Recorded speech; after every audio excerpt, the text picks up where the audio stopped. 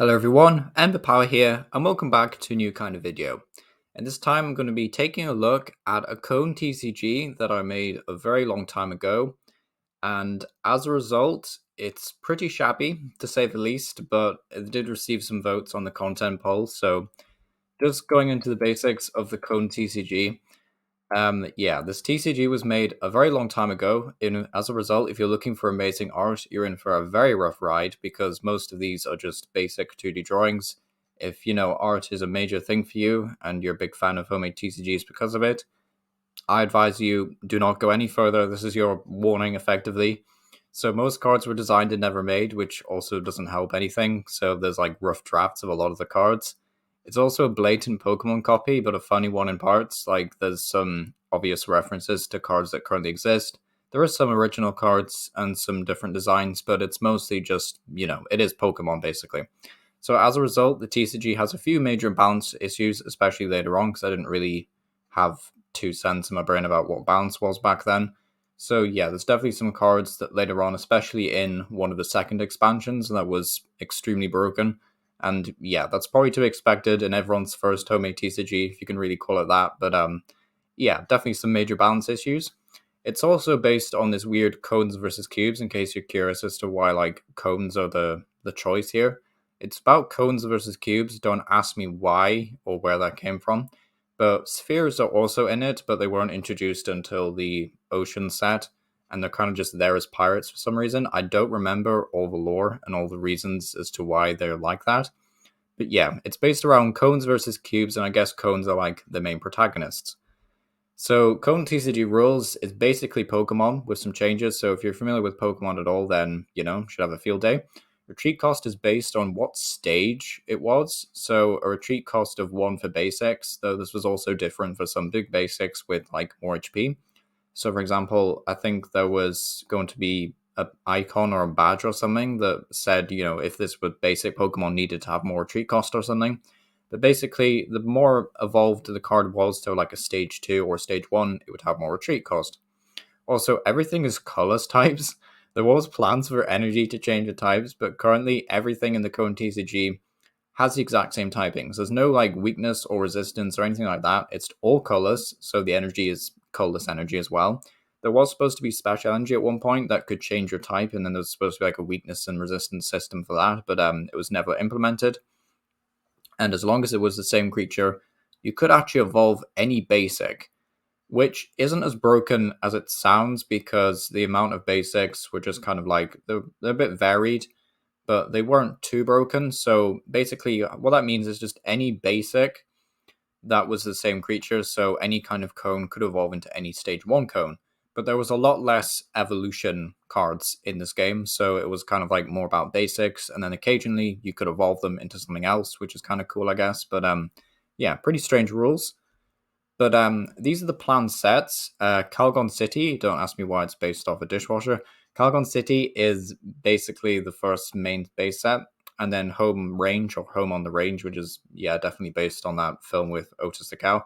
Home Range is like the mini set about set on a farm, basically.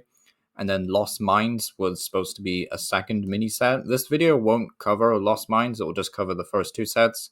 And then I also didn't go as far as designing cards for Beyond Age of Aqua. I believe I did some for Lost Tribes, but I never got as far as, Death Monopoly, Frozen Peaks, Winter's War, and anything beyond there. So, yeah, just some context, I guess. But yeah, these were some early theme deck cards, very clearly based off existing Pokemon cards, so 0 points for creativity here. The most items did have weaker effects, e.g. Cone Skates. Yeah, 3 guesses what that's based on. Could only draw 2 cards instead of, 3 from Roller Skates. The only thing that really didn't change was Potion and Super Potion. So Potion in this game was just remove 3 damage counters. It wasn't nerfed or anything, despite the HP being lower in the Cone TCG. But yeah, there was like typically items and stuff that were based on stuff that we'd already seen before. Halo, I guess, was different. The stage 1 or stage 2 gets plus 20 HP, so there wasn't like a major universal HP buff. There was also an Iron Sword that says this cone or cube does plus 10 damage to your opponent's active cone or cube, so you couldn't use it against non-cone cube creatures, which there is a couple of them, which are very clearly based on Pokemon. But yeah, stuff like Iron Sword, energy retrieval only gets one basic energy instead of two. So yeah, it did mean though that there was like more room to design cards that had additional effects. So for example, if there was a card that retrieved two basic energy instead of one, then it typically had a better effect. But if you think this artwork is okay, this is probably some of the better artwork in this TCG. So yeah, that should give you an idea of how bad things are going to get. But bit of a fever dream. But yeah, this is what the cones actually look like. These, as far as I can tell, were exclusively from the theme deck. So there was like theme deck exclusives. I didn't make a theme deck list just to try out the game once. So there was a cone deck based around the Cone King, which had the somewhat broken ability Guidance. Once in your turn, you get to discard a card from your hand to draw two, and then slash did 70 damage for 3 energy, which in all fairness wasn't a terrible card. I think this was like definitely one of the better cards in the base set. And it also had a basic called Elite Guard, which had the ability Bitter Defense, allowed you to move a damage counter from your king to this card. So that's another thing to note, is that the wording on most of these cards are like really weird, and they're not in the way that Pokemon write their text, because this was kind of the thing that took, obviously, would be taking up a lot of my time as a kid. So I probably just shoved everything together really quickly. Like I didn't really care what was, if it was grammatically correct or anything. So that's kind of like why the English is like really weird on some of these cards. But yeah, basic Cone King, and then basic Reldon, who's the king of Calgon. Yeah, they're okay. There's also some stuff on the right hand side. You can see that stage one, the Cone Veteran, evolves from a cone with a mystery box in it. Basically means that it can evolve from any basic cone. There's also like a supporter card, Calgon Guard, that says your attacks do plus 20 damage this turn. As you can see, there's plenty of cards that should seem very familiar. But yeah, there's some more interesting ones, I guess. Like Cube Junior has the ancient trait Young that says this creature cannot evolve. So yeah, the Cone Juniors and Cube Juniors were absolute garbage. But yeah, there's some interesting cards, I guess. But anyway, we've got to get through a lot of these, so I might as well just take a quick look. I probably won't spend, or I'll try not to spend that long on every single slide because there's like so many of them. But basically, some interesting ones to point out is that the supporters, I tried to make the supporters like kind of varied and interesting. Like Poseville or Passiville is his name.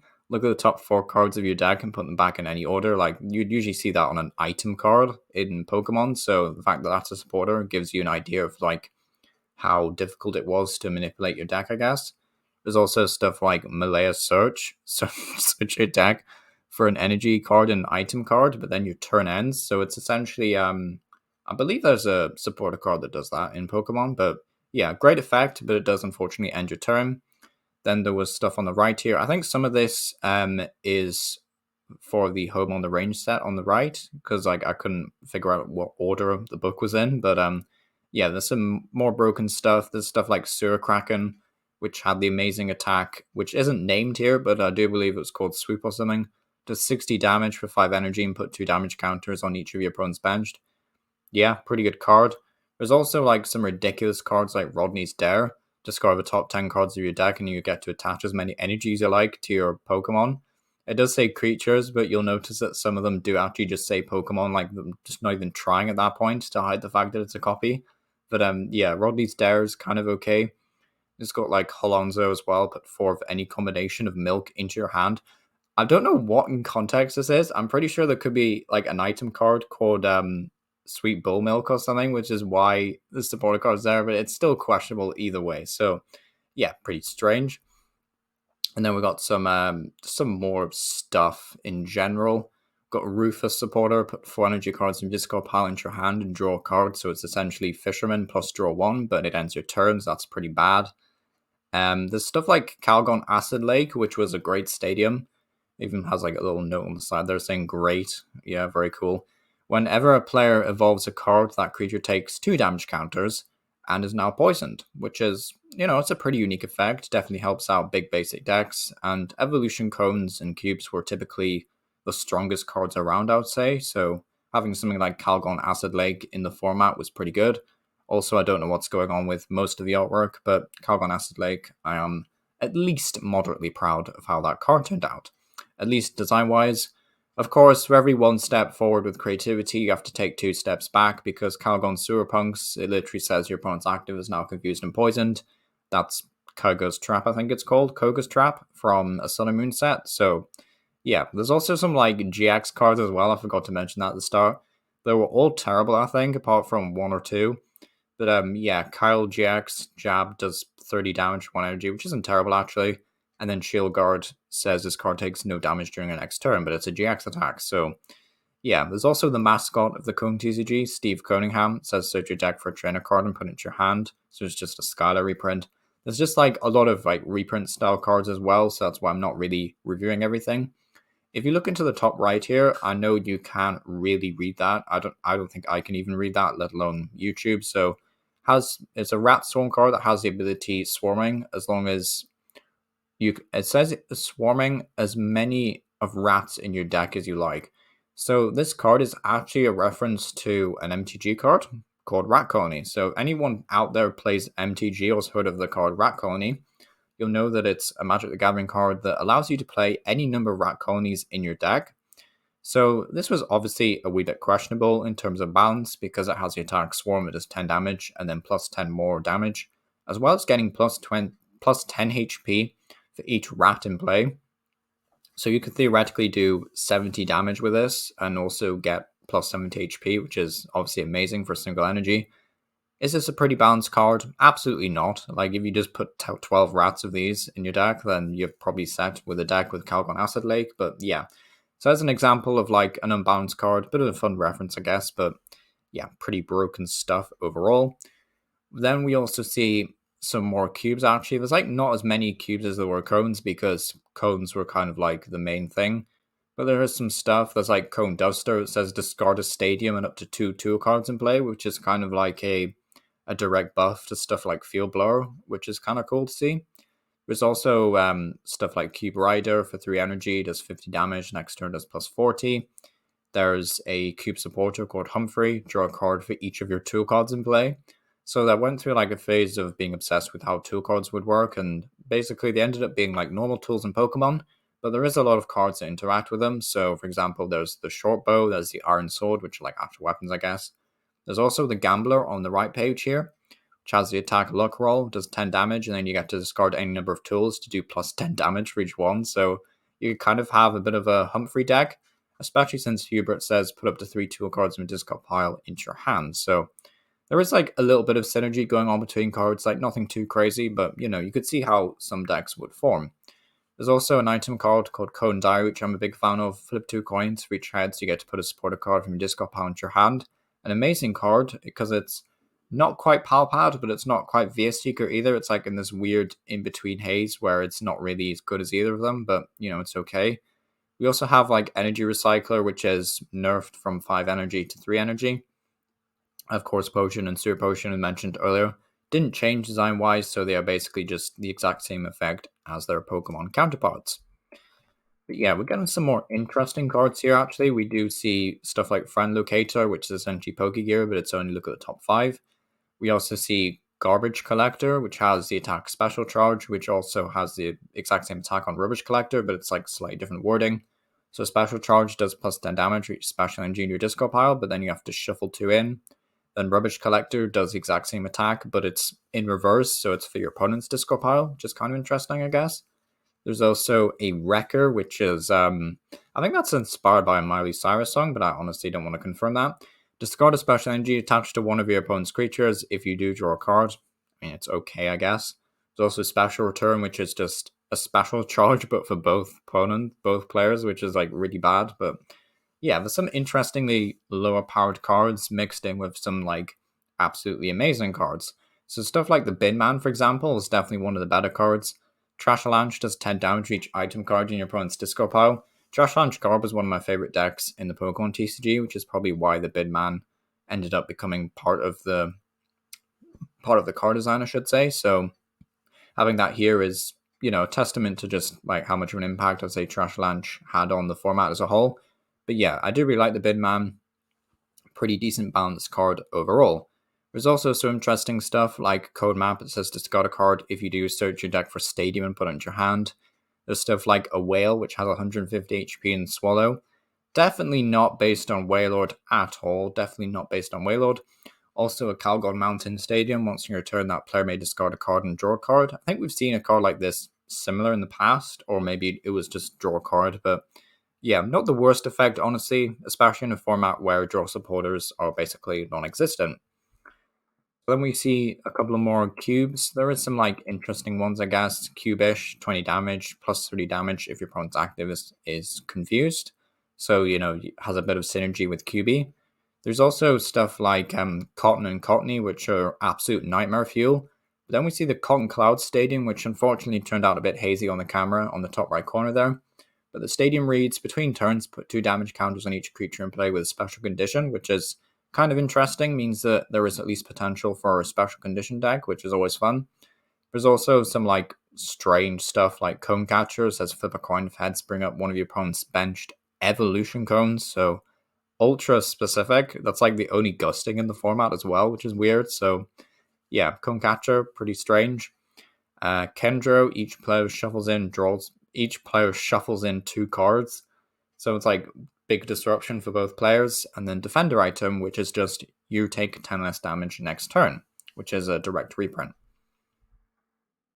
So I think we're finally reaching the home on the range bonus set stuff. Bull Sweet Milk, flip 3 coins, reach heads, remove 2 damage counters. So yeah, there was this kind of like subclass of cubes and cones as they were bulls. And basically, there was this like gimmick with Mad Milk and Golden Horns. So, Mad Milk, I should say, says this bull is now confused, but it does plus 50 damage this turn. Absolutely broken, ridiculous card. I mean, you do have to flip for confusion, but yeah, that's kind of crazy. At least it's an effect that would be removed if you evolved, at least. So, there is, I suppose, that. But yeah, pretty crazy effect. There's also the Golden Horns, which is a tool card only attached to a bull. This bull does plus 20 damage as long as it has at least 6 damage counters on it. So there's plenty of like damage and HP modifiers, but none of them were particularly great. This was certainly like one of the better ones. So there was definitely a bit of a cone or a cube bull deck, I guess. Basher Cube and Basher Bull Cube, I think were okay. Yeah, Basher Bull Cube has 170 HP, so yes, absolutely. 40 damage, and this attack does, I think, 30 to one of your opponent's bench, so nothing too crazy there, but compared to a basic which just does 70 damage base, you can obviously see there was a bit of disparity in how much damage a lot of these cards were doing, but at least interesting to see that it was like a subset based around cones and bulls. Even though the horns, I'll admit, are absolutely atrocious. I don't know why I did these in pen. Should have rubbed them out and done them in pencil, but yeah. Bull cone in the top left corner, kind of cute, but yeah, artwork is pretty bad overall. Then we have some more main cards. I think these were these could be additional cards for the home range set. We have stuff like Kendro that says each player can't play any item cards. I don't know why he would insult you as well, but yeah, Kendro insults both players and says we can't play items, and he's also a stage 2, so there is that to bear in mind at least. There's stuff like stage 1 Bloodmire or Bloodmire, which is a bit of a strange name for a cube. Psywave, 20 damage, and your opponent's active is now confused, but you do 4 damage counters for the effect. And then you have probably the most ridiculous card in all of the Cone TCG, probably surpassing Saglo the Idiot, honestly, is Wormy. For 5 energy, and only has 10 HP, has the attack Worm, which does 10 damage, and then you discard the top 5 cards of your deck. If you took a prize card, you take 2 prize cards instead. What an awful attack. It's honestly so bad, especially in a game where there's like no gusting. So all the opponent has to do is just retreat their active, and then this is like a terrible, yeah, awful card. Don't know why I'm spending time talking about it.